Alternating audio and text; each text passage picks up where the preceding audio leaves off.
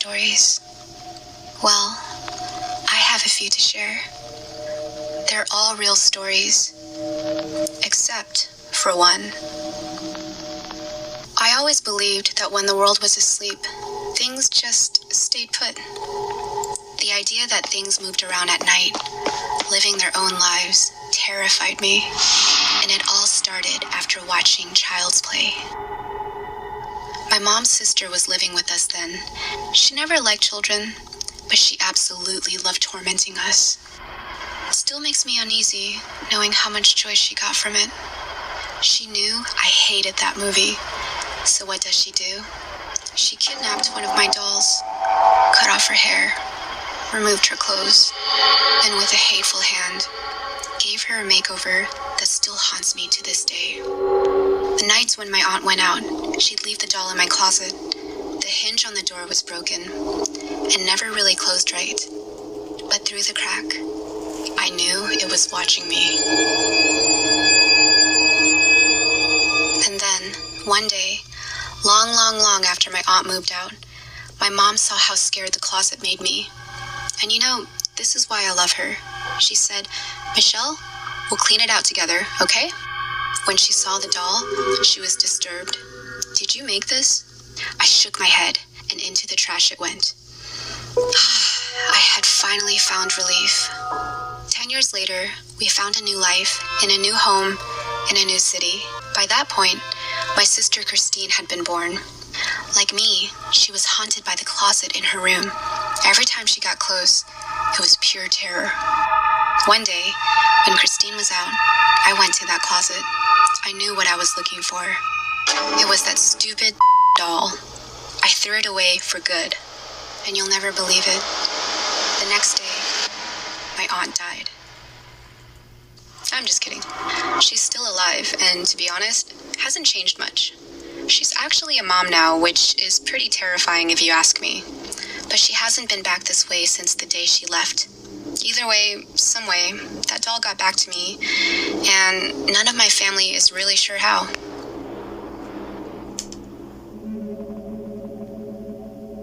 I was a year old when my family first moved into this apartment, and what made all this so bizarre was this was a completely normal kind of place. There wasn't anything spooky about it. That night was nothing out of the ordinary. My mom was making my formula, and my brother was helping out. I'm not sure who saw it first. Maybe my mom, maybe my brother, but one thing is for sure. A hand reached in through the doorway and pulled its way into the room. Following close behind, a headless woman. Growing up in Vietnam, the paranormal was quite normal to my mom. My brother, on the other hand, was scared shitless. I think he wet himself. By the time we fully settled in, it had almost been forgotten. It was probably just their imagination. Or was it? Well, that summer, even at night, it was so hot that the only way my brother opened the refrigerator and bask in the cold air, I think he heard dripping sounds first. And then, when he turned around, there she was, just standing there, head in one hand, my bottle in the other. I don't think Steve wanted to linger around long enough to see her face because all he cared about was getting out of that kitchen. As he made his way back to the room where we all slept, I think for a moment, he thought he had seen my mom. But when he saw all of us in the bedroom, he knew it couldn't have been any of us. The following morning, that baby formula was still sitting on the counter when my mom went in. She didn't know who made it. No one did. The first thing you have to understand about this last story is that when you're poor and you've got a family to support, you'll do anything for money. When this job came along, my parents couldn't say no. It was good money, regardless of how strange that call from the man was. They agreed to take the job. When the man opened it was the air, or the energy, but her stomach turned.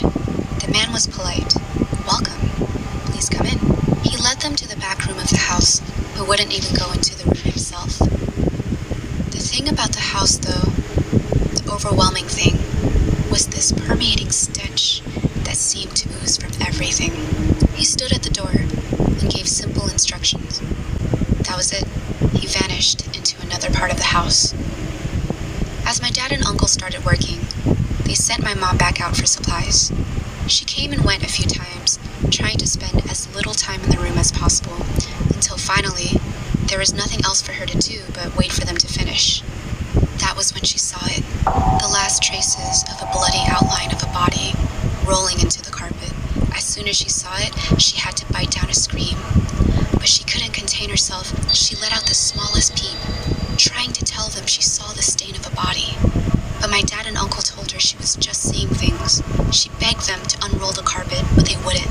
They kept asking her to stay quiet until the man suddenly appeared at the doorway. From that moment on, he watched their every move. My mother couldn't take it.